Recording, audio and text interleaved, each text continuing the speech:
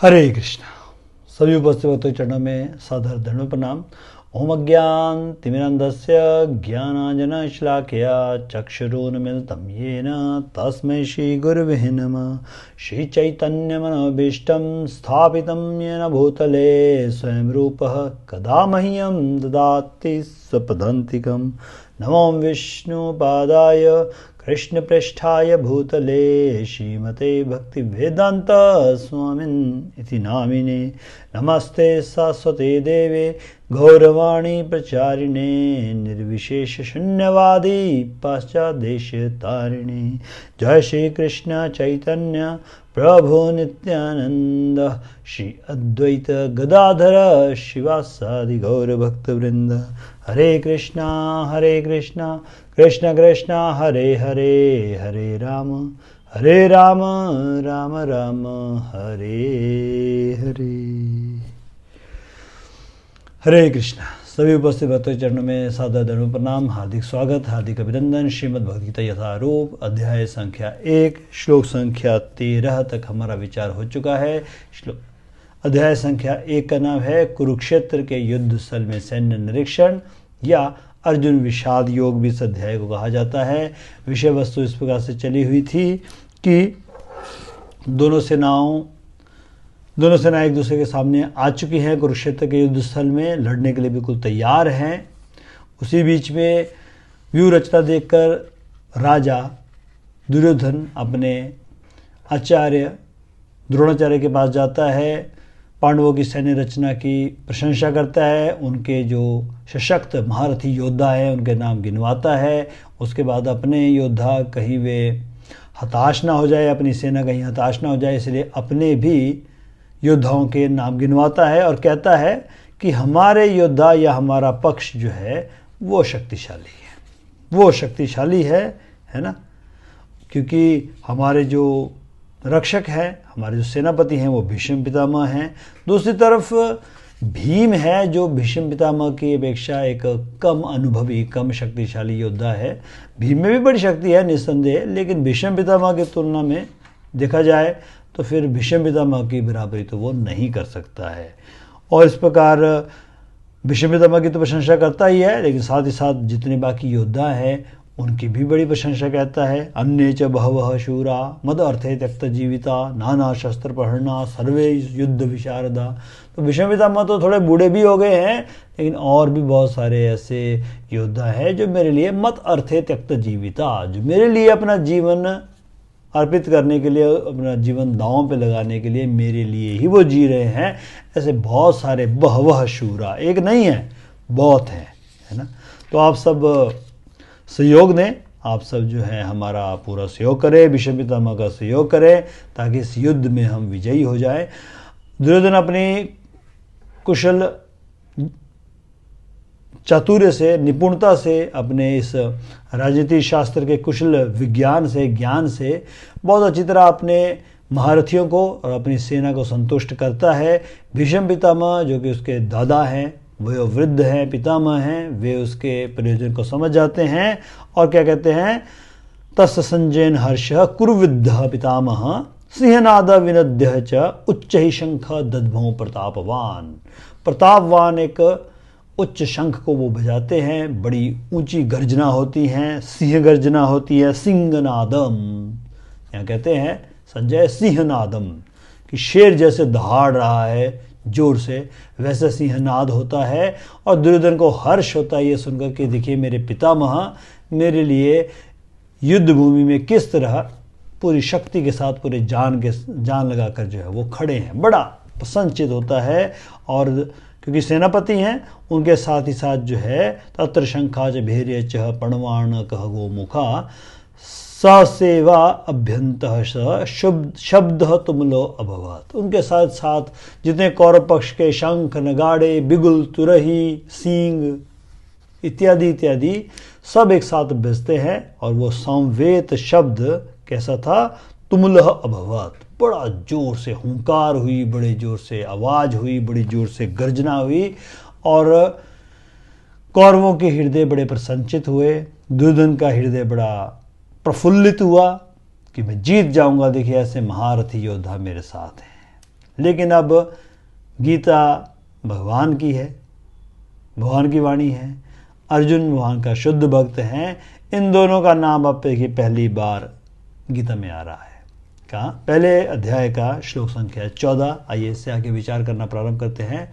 तत्र श्वेते हये युक्ते महति शयनंदने स्थितौ माधवः पांडवश्चैव दिव्यो शंखोपदद्दमु। फिर कहते हैं दूसरी ओर, अब कौरव पक्ष के योद्धा, कौरव पक्ष के महारथी शंख बजा रहे हैं तो पांडव पक्ष वाले थोड़ी चुप रहेंगे, वो भी तो इसका उत्तर देंगे। युद्ध करने आए हैं तो उनके जो भी वार होगा, जो भी उनकी तरफ से आक्रमण होगा, उसका अच्छी तरह से पूरा उसका उत्तर दिया जाएगा। तो दूसरी तरफ कहते हैं, दूसरी ओर से कैसे? श्वेत हय युक्ते, हय कहते हैं घोड़े को।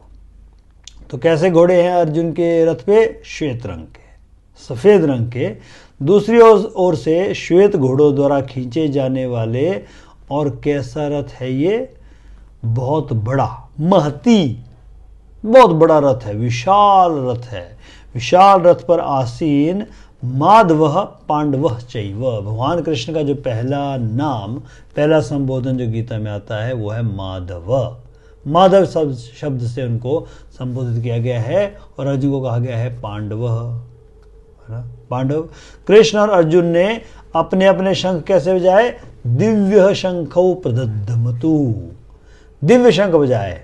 कौरवों के पक्ष के शंखों को दिव्य नहीं कहा गया, पांडवों के पक्ष के शंखों को और भगवान कृष्ण के शंख को दिव्य कहा गया। ये समझने वाली बात है। तात्पर्य कहते हैं प्रभुपाद जी, भीष्म देव द्वारा बजाए गए शंख की तुलना में कृष्ण तथा अर्जुन के शंख को दिव्य कहा गया है। यहीं से भेद पता चल जाता है। दिव्य शंखों के नाद से यह सूचित हो रहा था कि दूसरे पक्ष की विजय की कोई आशा न थी। हालांकि हो तो बड़े प्रसन्नचित रहे हैं दुर्योधन और उसके साथी बाकी सारे, लेकिन विजय की आशा नहीं है भाई। संजय एक तरह से अप्रत्यक्ष रूप से, इनडायरेक्टली, क्योंकि सुना किसको रहा है वो सुना रहा है धृतराष्ट्र महाराज को। तो धृतराष्ट्र को अप्रत्यक्ष रूप से बता रहा है कि आपके बच्चे, आपके जो पुत्र हैं वो नहीं जीतने वाले, भूल जाइए आप। दिव्य शंखों के नाद से यह सूचित हो रहा था कि दूसरे पक्ष में विजय की कोई आशा नहीं थी, क्योंकि कृष्ण पांडवों के पक्ष में थे। जयस्तु पांडुपुत्राणाम येषां पक्षे जनार्दन, पांडुपुत्रों जैसे धर्मात्माओं की सदैव विजय होती है। क्यों? क्योंकि जनार्दन उनकी तरफ है ना, येषां पक्षे जनार्दन। तो जय सदा पांडु के पुत्र जैसों की होती है, क्योंकि भगवान कृष्ण उनके साथ हैं, और जहाँ जहाँ भगवान विद्यमान है वहाँ वहाँ लक्ष्मी भी रहती है।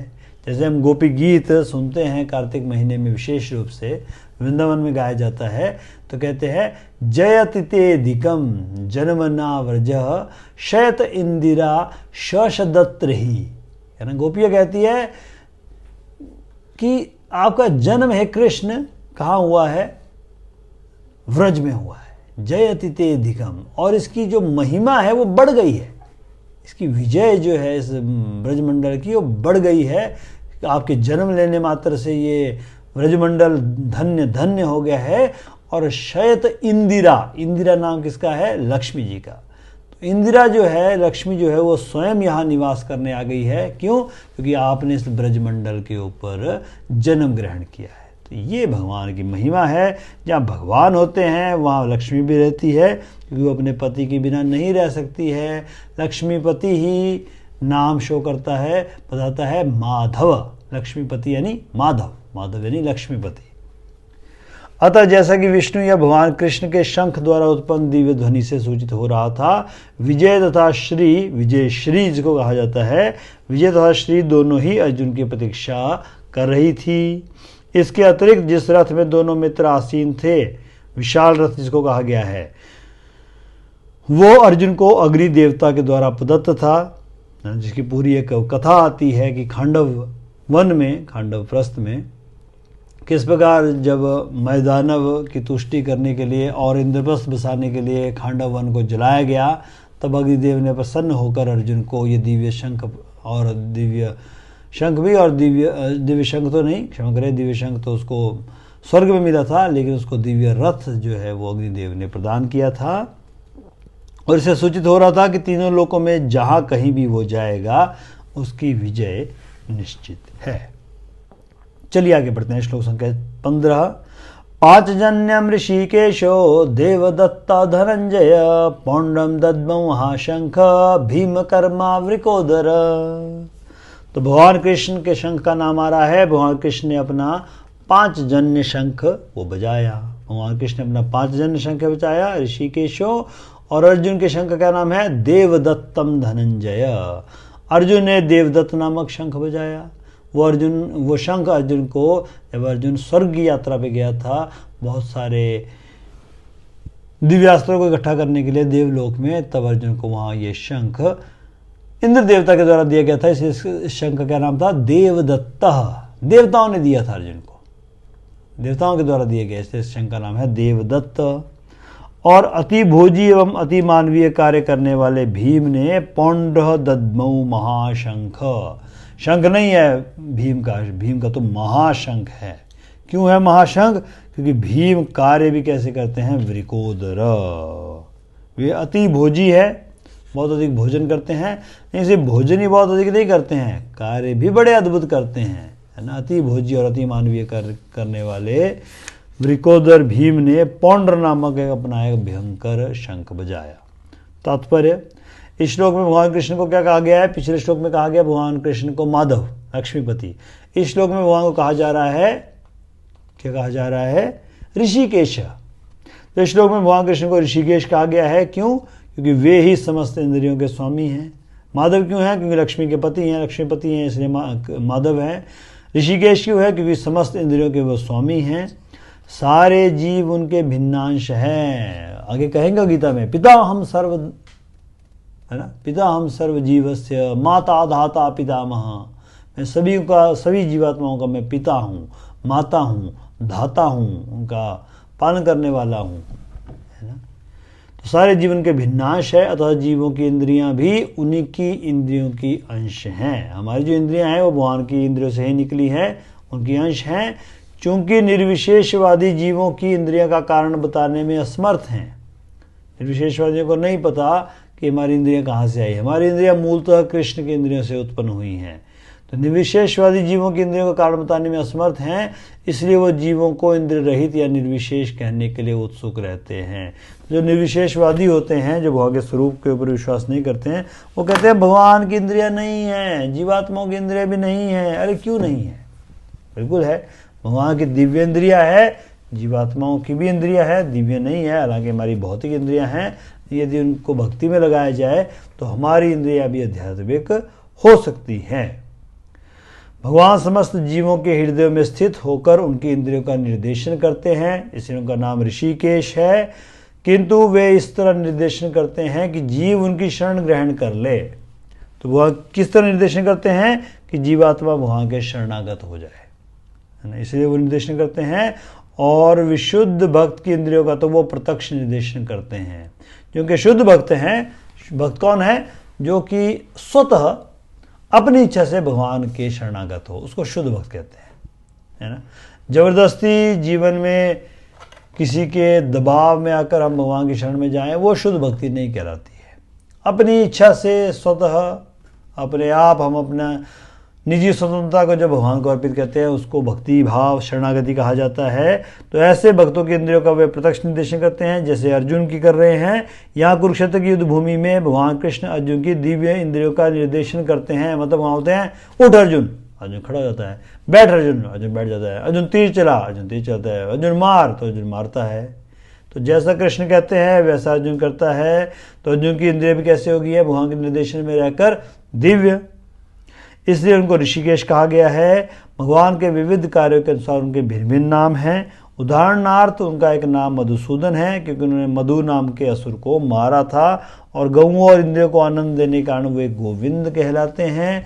वसुदेव के पुत्र होने के कारण इनका नाम वासुदेव है। देवकी को माता रूप में स्वीकार करने के कारण इनका नाम देवकी नंदन है। वृंदावन में यशोदा के साथ बाल लीलाएं करने के कारण ये यशोदा नंदन कहलाते हैं। और अपने मित्र अर्जुन का सारथी बनने के कारण इनको पार्थ सारथी कहा जाता है। इसी प्रकार का एक नाम ऋषिकेश भी है, क्योंकि उन्होंने कुरुक्षेत्र के युद्ध स्थल में अर्जुन की इंद्रियों का निर्देशन किया। तो इस श्लोक में अर्जुन को क्या कहा गया है? धनंजय, है ना, देवदत्त धनंजय। क्योंकि जब इनके बड़े भाई को विभिन्न यज्ञ संपन्न करने के लिए धन की आवश्यकता हुई थी तो अपने बड़े भाई युधिष्ठिर महाराज को इन्होंने धन उपलब्ध कराया था, इसलिए अर्जुन का नाम हो गया जो धन को जीत के लाया है, धनंजय। इस प्रकार भीम को कहा गया वृकोदर, क्योंकि वो बहुत अधिक खाते हैं और अतिमानवीय कार्य करते हैं, जैसे कि हडिम्बासुर राक्षस का वध। अतः पांडवों के पक्ष में श्री कृष्ण इत्यादि विभिन्न व्यक्तियों के द्वारा विशेष प्रकार के शंखों को बजाया जाना युद्ध करने वाले सैनिकों के लिए अत्यंत प्रेरणाप्रद था। तो जब इन्होंने बजाया, ऐसे भगवान कृष्ण और भीम और अर्जुन जैसे व्यक्तियों ने जब शंख, तो बड़े प्रसन्नचित्त हुए सारे सैनिक पांडव पक्ष के। विपक्ष में ऐसा कुछ नहीं था, न तो परम निदेशक भगवान कृष्ण थे, न भाग्य की देवी लक्ष्मी थी, अतः युद्ध में उनकी पराजय पूर्व निश्चित थी। शंखों की ध्वनि मान लो यही संदेश दे रही थी। ठीक है पंजवाद जी, बहुत बहुत धन्यवाद। हरे कृष्णा।